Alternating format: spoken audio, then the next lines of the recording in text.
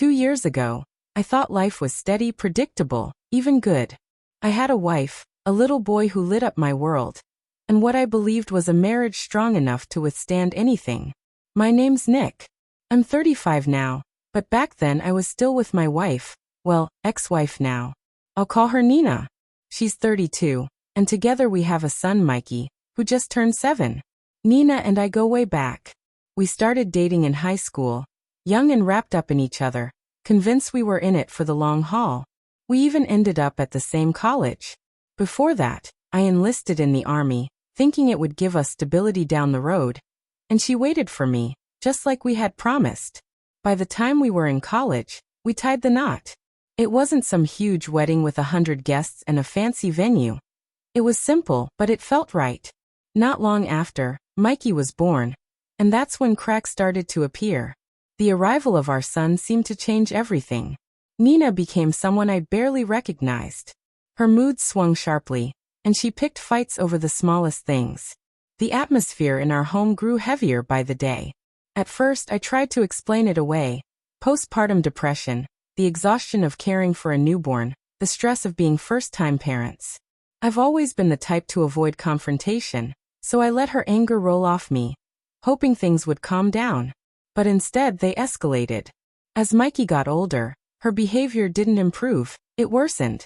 Sometimes she would go days barely speaking, not just with me, but with Mikey too. That's when it finally sank in. This wasn't just a difficult phase. Something much deeper was wrong. I tried to talk to her, but every attempt was like stepping into a minefield. She would blow up over nothing, and if I pressed her about what was really going on, she would shut me out completely. It became an endless cycle of guessing what might calm her down, and almost always failing.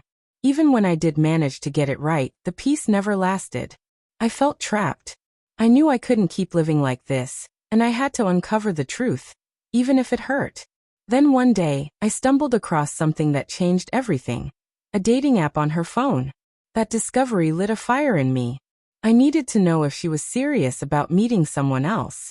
So I made a fake account, using a random guy's picture, just to see if she would engage. Sure enough, she did.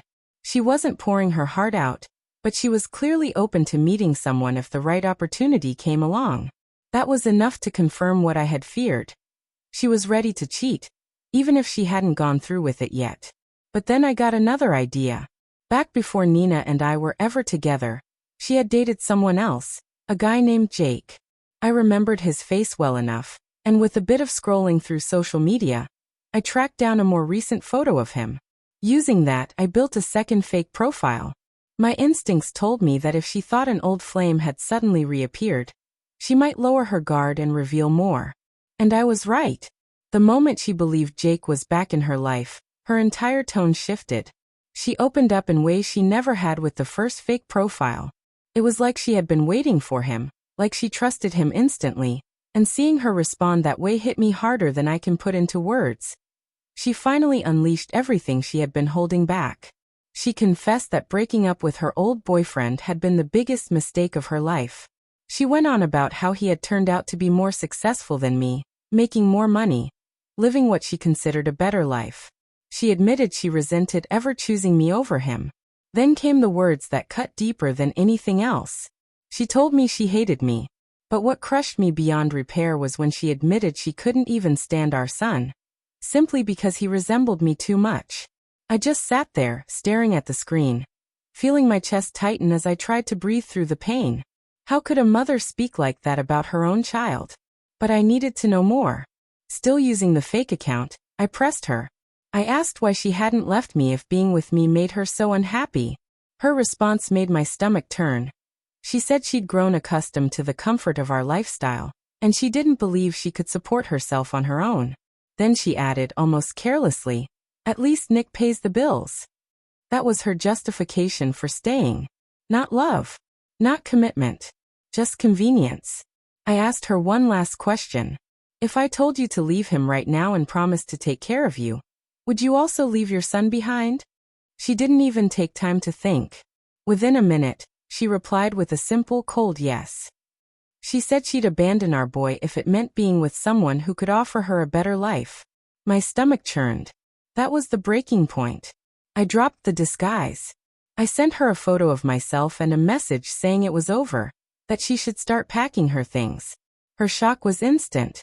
She scrambled to take it back, tried twisting her words, and when that didn't work, she turned to threats. She said she'd fight me, that she'd never agree to a divorce, and that she would use our son against me. But I wasn't going to let her manipulate me anymore. I hired one of the best lawyers I could find, and together we began sorting out the end of our marriage. When it was all over, she walked away with nothing but her clothes. No money, no house, no support from me. It felt like justice had been served. But the custody fight was the toughest part. In court, she played the role of the heartbroken mother, crying and insisting that no child should be taken away from his mom. What she didn't expect was that I had every word of her messages saved. I presented the chat logs and the evidence that showed exactly how she felt about Mikey. The judge didn't hesitate. He granted me primary custody and gave her only visitation rights. That's when her mask slipped completely.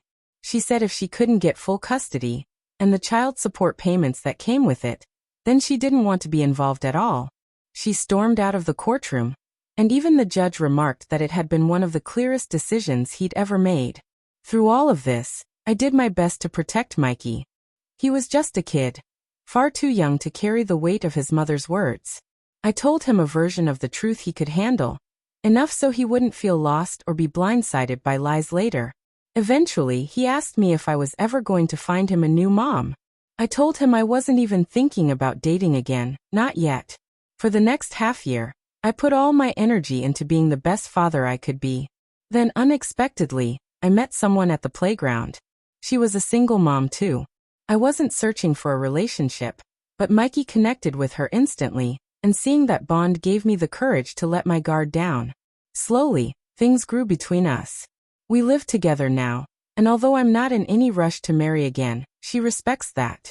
What matters is that she gives me something I never had before: love that feels real, respect that doesn't waver, and a true emotional connection.